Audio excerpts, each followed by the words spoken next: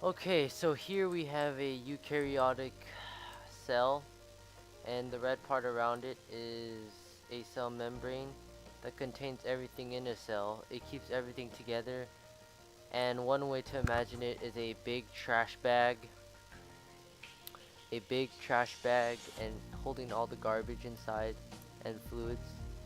What in this case is not garbage, it's important stuff. So everything around me, everything that's floating in the air is not because of Minecraft, because that's how Minecraft is. It's because of cytoplasm, and cytoplasm is carrying all the fluids around. Cytoplasm right now is breaking down wastes, and it's also defining the shape of the cell,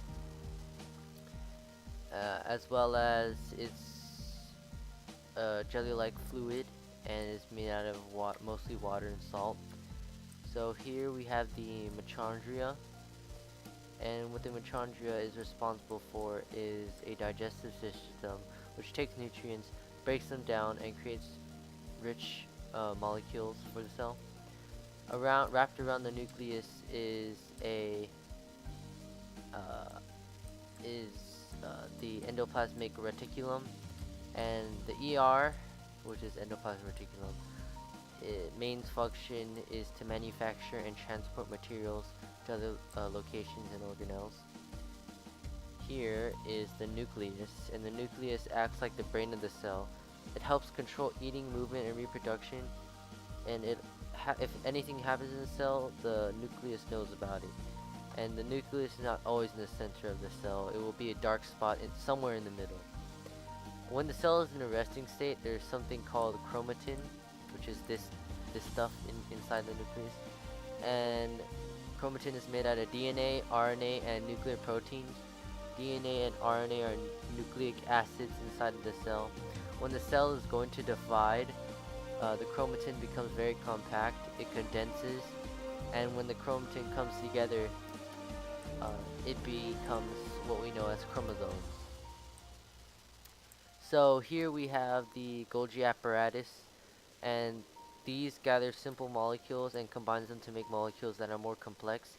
It then takes those big molecules, packages them, and it's also the organelle that creates lysosome, which are these green blobs all around the cell.